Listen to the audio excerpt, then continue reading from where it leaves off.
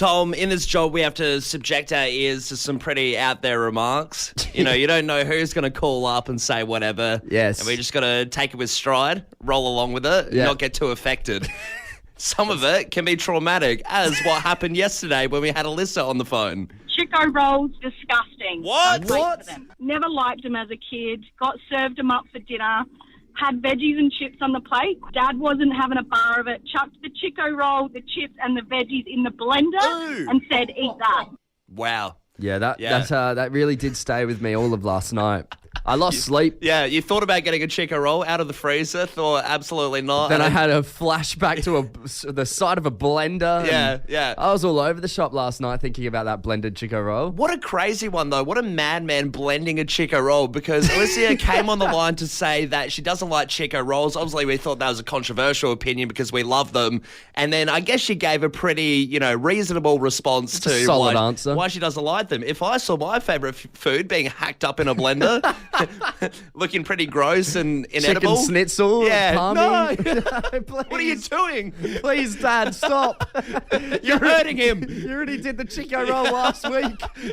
Just this mad scientist torture man in the kitchen going absolutely mental on everything in the pantry. Yeah, I mean, and we do want to open up the text line in just a moment. What were you forced to eat? Yeah, because of course she was forced to eat this still as a kid, and I feel like that is a big gripe of being a kid, that you do get forced to eat all these weird foods that, are pushed on you by your parents. Yeah, I was forced to eat so much as a kid. Tuna mornay was a big one. Tuna mornay is such a one for kids to hate as well. I didn't like that one either, and it got forced to me. Yeah, the slimy texture of it, and then one night babysitter made me eat it, and it came all back up.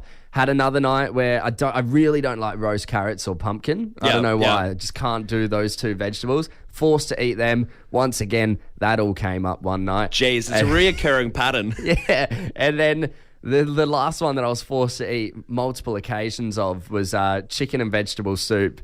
God, I can't stand chicken and vegetable soup. That one also made its way up. Can you imagine if they served you the carrot, the pumpkin, the soup, and the mornay? I think you'd just pass away. You wouldn't even go through the throwing up stage. Don't do that to me. I feel like a big one. I hated cold meat. Just any cold meat, salamis and stuff like that. Yeah. Right. So I used to heat it up. I love it now, but I used to heat it up back in the day. But I wouldn't. You'd like heat if up it's cold. deli meats. Yeah.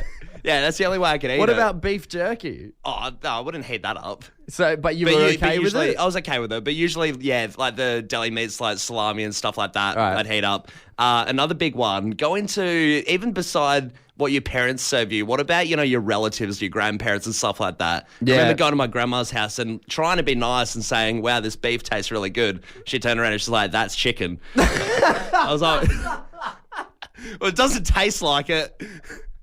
Yeah, you don't want to upset your grandparents or maybe even in-laws, You wouldn't want to upset your in-laws, so you just got to chow it down. Or pending in-laws is another big one. What if you just start dating someone, parents have cooked, this extravagant meal. You don't want to be insulting, but maybe you're forced to eat something in that regard. Let us know. The text line is now open. What were you forced to eat, Adelaide? Yeah, we're going to go to Jonathan in West Beach. Jonathan, good morning, mate. What were you forced to eat? Good morning. Look, when I was in high school, I was at a Russian mate's house. Yep. And his dad gave us these fermented fish that was cold and had bones in it for lunch. Right. So, and I had to grip my teeth to eat it. Jonathan, is this fermented fish? Am I thinking correctly that this is the one that you see in the cans? It wasn't in a can. Right. They did it themselves. Yeah. They did it themselves. It wasn't very nice. So it's probably even more pungent. Yeah. Well, yeah, they were in the country for a few years, so obviously keeping up with their traditions. Jono, and his dad was really intimidating, Russian with a heavy accent, and didn't want to brush him the wrong way. so Jono, what are they like? Sardines? Did you put them on toast, or you just got a fork and dug straight in? I think it was herrings. Yeah, we had. Yeah, it was. I think they were herrings or something like that. And they just had them with a slice of bread. Right, yeah, and it had that real Not fishy toasted. taste, fishy smell, more unbelievable than any other fish. Yeah, humongously. It's not nice. He's no good there. Cheers for getting involved. Hey, Jess in Holden Hill, tell us. Tell us, Jess, what were you forced to eat? I was actually forced to eat a lot of roast dinners when I was younger, and my specific issue was actually with the roast meat itself, primarily beef and pork. Now, probably to most people that doesn't sound like too much of a bad thing to be forced to eat. However, I actually had an underlying mouth issue, and I was severely tongue-tied when I was younger, and only discovered into my mid-teens that I had this issue, but it actually affected my chewing and swallowing. And so it meant that eating something that was dry and took a bit to kind of get through and chew, I had quite a big difficulty. So along with the taste that I really didn't like, and the actual difficulty of swallowing and chewing it, I just can't even stand to bring myself to eat a roast dinner ever again. And into my adulthood, I never have. So, to this day. Jess, is it all sort of meats now? Is it like a roast chook? Is that involved? Or what about like lamb on the spit if you're getting a gyros? With chicken, I can, if it's really quite juicy, I can eat that. Yeah. But I won't eat really any beef or pork, especially lamb. Lamb's the worst. Right. However, like gyros meat, like you said, if it's really finely sort of cut and it's sort of very tender, I can get around that. There you go. But it's mainly when being roast in the oven. Yeah. Well, Jess, if I ever see someone dipping their lamb shank in a glass of water, I'll know it's you. Just try and moisten it up a little bit. Loves a succulent roast chook. Let's go to Tim in Mount Osmond. Tim, can you wrap things up for us? What were you forced to eat? Okay, guys, it was not me. Okay. My daughter went up to see and have dinner with my mum, so her grandmother, and my daughter was asked to eat vegetarian shepherd's pie by my wannabe vegetarian grandmother. So my daughter said, nah, this is disgusting. Wait, define wannabe. She eats a lot of lamb, she eats a lot of beef, she eats a lot of chicken and pork. What, on the So on the she's down not low? really a vegetarian. Is it in secret she's eating the food? Got beef or jerky the under a meat? pillow. Yeah. No, in front of everyone says, oh, I thought you were a vegetarian when she's hoeing into roast pork. Yeah, only within business days. I have a tight schedule for when I'm vegetarian and a meat eater. Any day that ends in a Y. Yeah, but yeah. Anyway, so my daughter said, I'm not eating this disgusting thing, so she ate the cheese topping on the shepherd's pie. And as punishment, my mum, which is my daughter's grandmother, made half of my daughter watch whilst another child ate ice cream as reward for eating Oh my God. shepherd's pie. Jeez. That seems like it's not the household you want to grow up in, eh? Absolutely not. Callum, talking about sports, live sports, right? There's nothing quite like being at a live match. Definitely. You know, it's the atmosphere, getting involved, all the chanting, the cheering, the booing. I mean, everyone loves it when the crowd has a chance to get involved in the game, right? You know what I'm all for as well is Australian sports becoming that slightly a little bit American in terms of the games and, like you said, the chants and all the competitions, you know, throwing T-shirts around, stuff like that. It's a lot of fun. Yeah, I mean, it's a lot more fun than just yelling at your TV at home. Yeah, isn't it? exactly. So, I mean, yeah, like you were saying, the sport's like being a bit more American. I mean, one sport that does this really well is the NBL. I mean, we go to a lot of 36ers games. We love the Adelaide 36ers. And, you know, whenever you're there and the other team is setting up for their free throws, they have a thing where they bring the crowd in. They say, all right, it's up to you 36ers fans. Chant Hungry Jacks to put them off their game. If they miss both their throws, everyone in the crowd gets free Hungry Jacks. This is arguably the most intense part of the whole game. It really is. You know. And it happens a lot as well. So a lot of this can be very intense. I've seen kids cry. I've seen kids shed a tear. I've seen parents cry. when they don't get that Hungry Jacks. You know, it is Hungry Jacks on the line and, you know, it does get a little bit intense. It does get intense, but it is a lot of fun. And I mean, I know, Callum, we've had this conversation so many times of, do you reckon if they're ever winning, they'll just throw us a bone one day and be like, you know what, guys? Yeah, get your free Hungry Jacks. I'll miss the throws. Because that's what I thought. I thought, at least at some point a player's thought, I can get a lot of brownie points if I ever want to switch to another team or something. Yeah. If I ever want to play for Adelaide, everyone's going to remember me as the guy that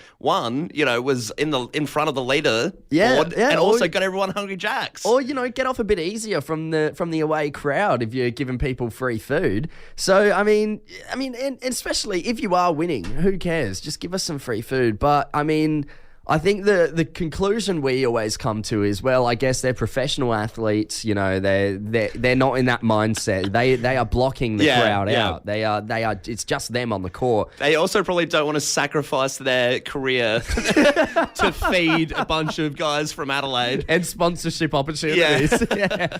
Until now.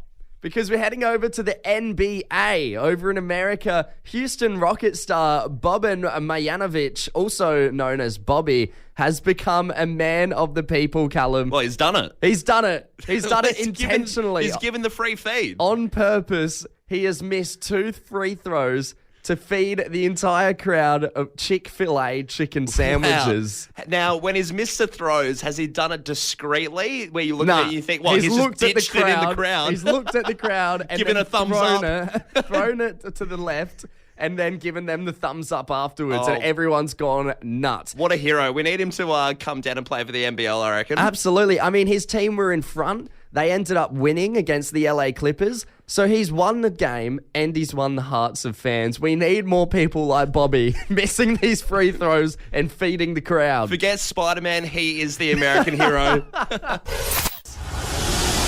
Adelaide, let's wind back the clock. The new quiz with a bit of a spin.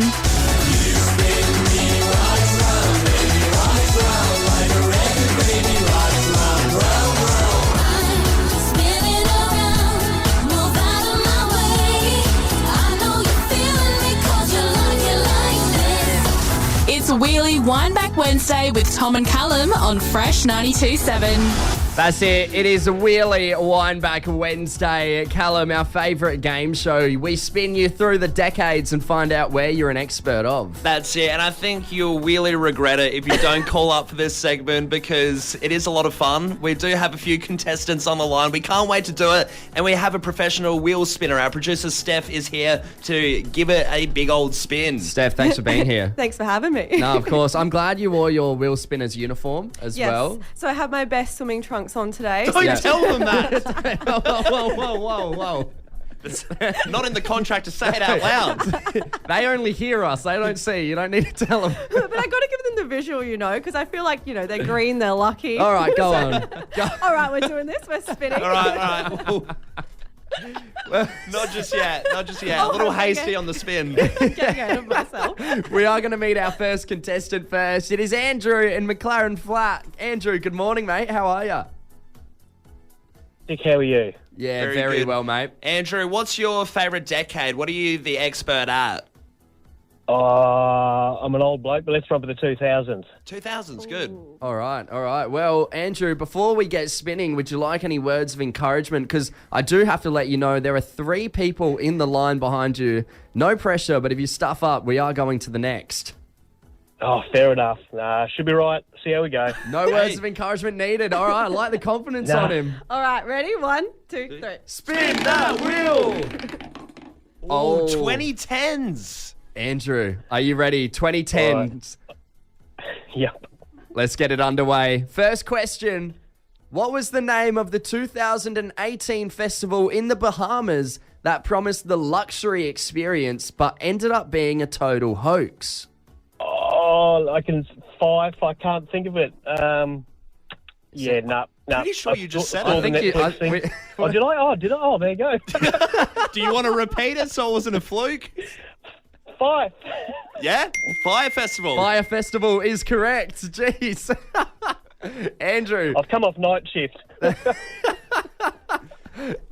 All right, Andrew, got another question here for you. What TV show came out 10 years ago that is about dragons, kings, and the land of Westeros? It came out 10 years ago today, actually.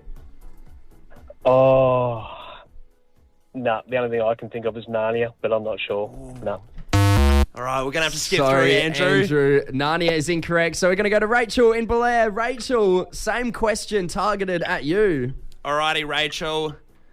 Hope you're a fan of this. I have no idea. You have no idea? I literally have no idea. Me and the kids called up on a fluke this morning, and Dragons 10 years ago, I've got nothing. You're going to bail out, Ellie. I'll tell you what, it's a huge TV show, and it had a character called King Joffrey in it. I'm done. I'm out. All right, we're going to have to skip through Rachel. Next time, call up. Sarah in Flagstaff Hill, do you know the answer? I do. Let us know. It's Game of Thrones. That's it, Game of Thrones. Game of Thrones, all right. Oh, geez, Sarah, pressure's on. One more question to go. If you get it right, you win. What year did Instagram launch? Oh. All right, this is a bit harder than the Game of Thrones one. Have a stab. Oh, God. Okay, like 1990. No, it's got to be 2000. So it's in the 2010s. In the 2010s. Oh, shit. Really? 2012. 2012. 2012. It's not 2012. Sarah, it's incorrect. Oh, try again next week. We've only got one contestant left on the line. It's Ben in Lewiston. Ben, what year did Instagram launch? Let's go with 2014. No, Ben! It was 2010. It was 2010. Jeez, no winners today. Steph, this all comes down that we didn't get to give them any words of encouragement from you, I think. Well, I had the lucky trunks on, but no one wanted me to utilise them. Lucky so trunks. It's all your fault. Must have been unlucky. They're a curse. We need to change outfits. I'll next take them time. off next time. That's it. Fresh Fam. Next week, Windback Wednesday. Call up and have another crack. Callum, I saw an article pop up today, which is a bit of an older one. It came out in 2018, and it was when Bill Gates was starring on Ellen DeGeneres. That's how old it is. Right. Yeah. But it was to do with him. They tried to get him to guess grocery prices because, you know, the thing with Bill Gates, well, when he drops $1, by the time he picks it up and he's made puts 10 or something. He's made $10,000. He's a very rich man. He's probably not worried about grocery shopping in a long time. So they quizzed him to see if he'd know the prices or if he could even get close. And he was way off every time. He was putting the prices sky high for everything that was asked. Home brand? Black and gold? What? What? And I thought, hey, well, perfect timing with our cost of living crisis that we're in right now. I mean, Woolies and Coles are going through the ringer at the moment. And, you know, for anyone that's out there doing their grocery shopping, you know how crazy the prices have been of everything are lately. Yeah. Speaking of which, having a look at some of the Woolworths stuff that's happening at the moment, Brad Banducci, he's actually been threatened jail time for not speaking outright on the profits of Woolies because it's suspected that he's making way too much and is of not really divulging the information. So he's in a bit of hot water there. But there was an interesting fact that came out that his return of equity, which is like a profit margin, is 2.5 times higher than some of the banks here in Australia. Right. So that's how much profit Woolies is allegedly making, and they're trying to go through the courts and see what they're doing. That's today's fresh food people. They are the fresh food people. In the ringer. The fresh food people making a whole lot of money. So what I thought we could do, we could do the same game they did for Bill Gates. I'll give you a few items and see if you can get close to the grocery store price. And then we want to invite the Fresh Fam onto the show with us on the phone lines and see how well they can do. Yeah, let's do it. All right. So the first item I picked out for you, Callum, is a 30-pack of Bega Tasty Slices. Ooh, okay, 30-pack. Imagine I just start sweating bullets. Guys, I've got to leave. My Lamborghini is in a weird parking spot. Cheese? Let's say... That's today's fresh food people. I'll say $8. $8? Yeah. What are we going? 11. 11? Really? $11, yeah, for a 30-pack of Bega Tasty Slice It's a lot, cheese. isn't it? It's a lot for sliced cheese. For block cheese, like a kilo of block cheese, maybe. Yeah, and it's not exactly like a gourmet cheese either that you get in the packets, some Italian brand, whatever. All right, next one. Now, I've gone for the party size version, but it's a Red Rock Deli potato chips, honey soy chicken. Yeah, the big party size. Big one? Yeah. One. I reckon Red Rock would be a bit pricey now. I'm going to say $6. What is it? $8.50. $8 for chips. $8.50. What a world we live in. That's crazy, isn't it? Yeah. Now, this is one that gets me every time. 1 kilo of shortcut bacon, and it's the De Sonia brand. Yeah. All right, bacon. Let's go $15. $19.50. Wow. Yeah. A lot of money. Now we want to go to the Fresh Fam. It is shocking, isn't it, though, when you put it like that? Really is. We want to go to the Fresh Fam. Give us a buzz. Is there anyone out there that is an expert on these grocery store prices? We're going to kick things off with Brody in Golden Grove. Good morning, Brody. How are you, mate?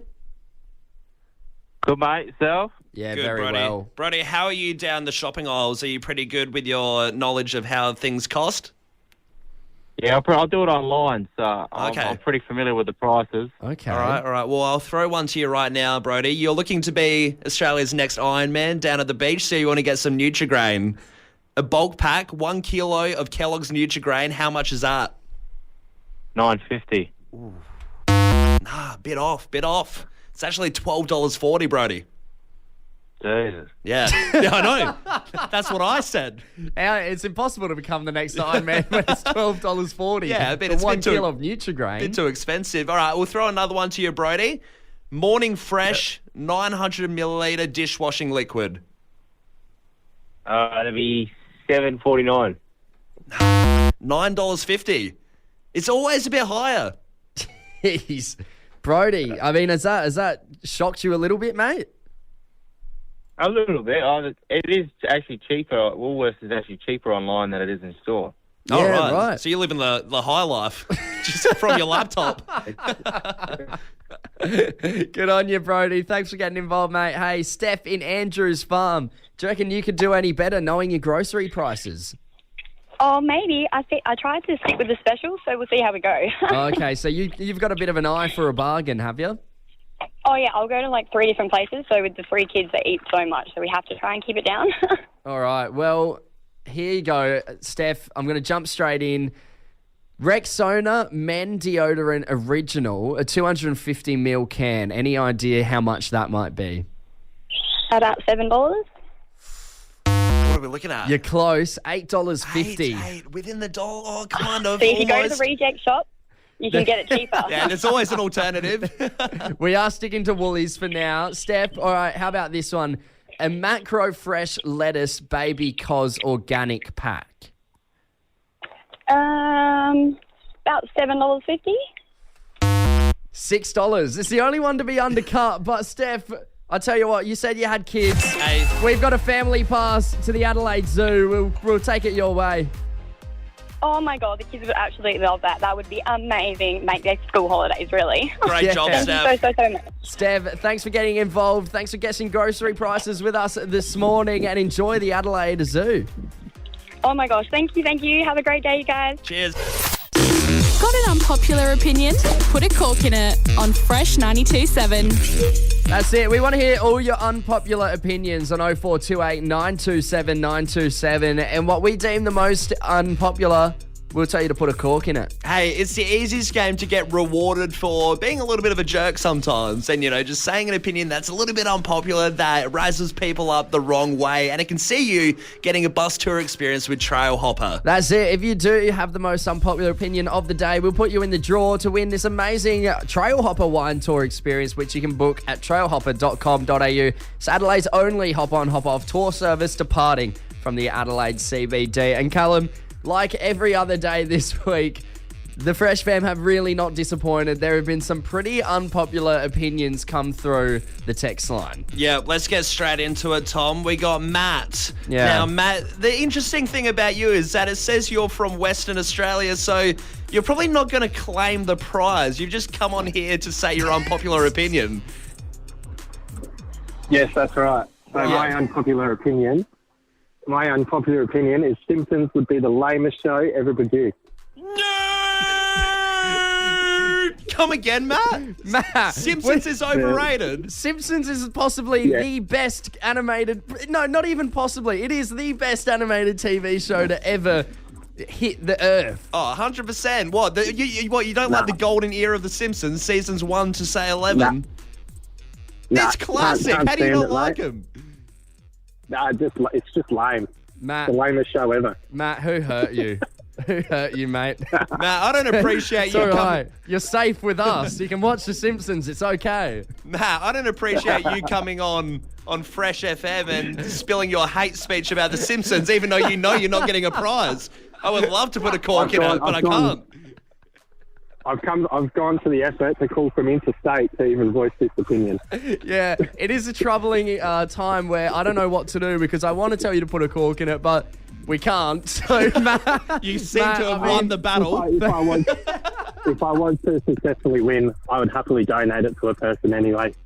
Matt, you seem like a good bloke, Matt. But The Simpsons, we've got to catch up and watch a few episodes together. Let's try Malachi and Mobry. Malachi, you won vintage vinyl tickets earlier this week. You're back on it, mate.